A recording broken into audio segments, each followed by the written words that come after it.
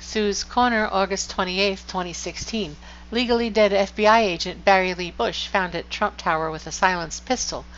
And this is one of those things that if you blinked, you missed it. But luckily, once I was reminded of it, I was able to find it. It hasn't been buried that deeply yet. And I linked to the article, deceased FBI agent Barry Lee Bush found at Trump Tower with a silenced pistol.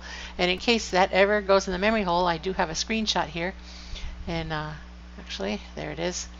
So there's the article, and he was arrested by the Secret Service prowling around in Trump Tower, and his fingerprints turned up that he was a long deceased FBI agent who had been killed by friendly fire, supposedly in a bank holdup in New Jersey in 2007, and he was carrying a weapon. The Glock with the silencer had no serial numbers on it. Came right from the factory, and when it doesn't have a serial number, it goes to high operatives in the government. Anyway, they link to this getoffthebs.com site, which apparently their source is the New York Police Department, and somebody leaked that in there.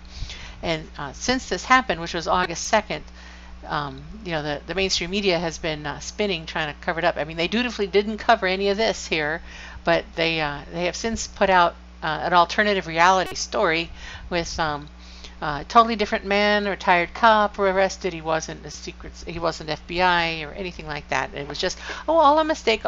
He went into court and came out of court. Now it's over with.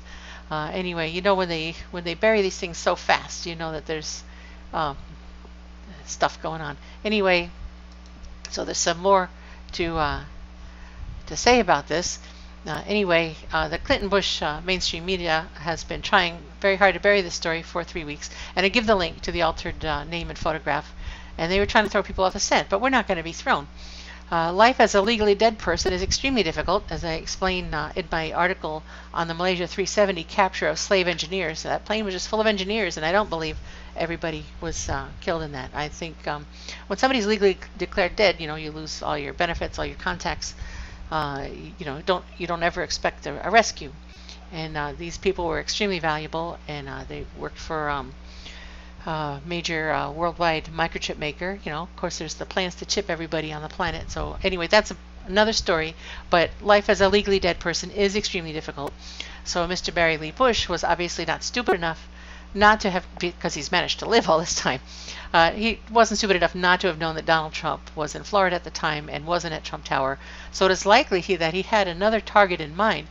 But I'm not the one that figured this out. Your humble correspondent can't take any credit for that, for connecting those pieces. That credit goes to former Clinton CIA operative Larry Nichols, who you can find him all over YouTube. He found Jesus and came over to the light after the Clintons started asking him to kill children a while back, and ostensibly because they had witnessed crimes. I don't know. Anyway, he pieced it together for us in his weekly radio show that was, I believe, about 3 days after this event at Trump Tower, August 5th. And I have a link to it so you can find it and listen to him. He's got terrible health problems, so his lung cancer, and so he is hard to listen to, but every word out of his mouth is very precious because he has such trouble speaking it. Anyway, Mr. Nichols reminds us of the history of Ross Perot, who, running as a third-party candidate against both Bill Clinton and George Bush Sr. in 1992, suddenly dropped out of the race, a la Bernie Sanders style, after operatives threatened to, quote-unquote, crash his daughter's wedding, which can be interpreted as they threatened to kill his daughter. The Clintons had been happy to have Ross Perot pull away votes from Bush Sr., and the global elites hadn't cared which would win, Clinton or Bush Sr., until it looked very possible that Ross Perot could pull off so many votes that he could have won the presidency, and it was beginning to look like that, and that they just simply couldn't have. So don't think for a moment that Donald Trump was not and is not aware of all these shenanigans. In answer to a question as to why Trump never buttoned his suit jacket, InfoWars, that's the Alex Jones people, published in February that Trump always wears a bulletproof vest. Obviously, Trump has had his jacket refitted since then, but this came as no surprise to me, as I had seen with my own eyes in December at the rally in Mesa, Arizona, that Trump is also armed.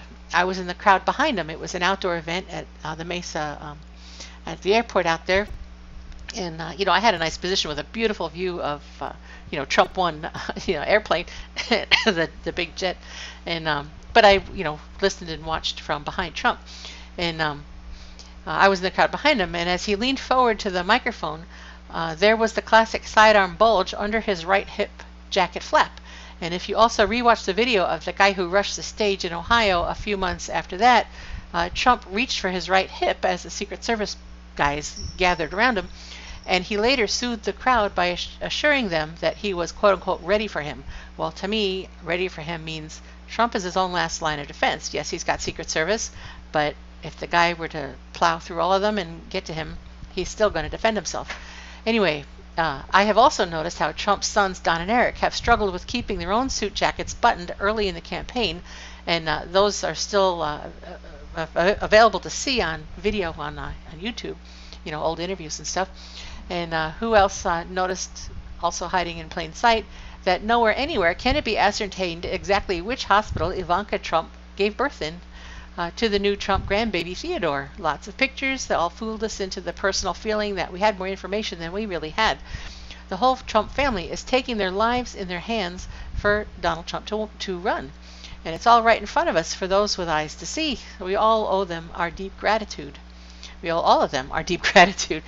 So putting all the pieces together, and with the Clinton body count piling up, even just since the DNC convention, and I have a link to that, it's not hard to figure out exactly what Barry Lee Bush was up to in Trump Tower. It's just disgusting to think about.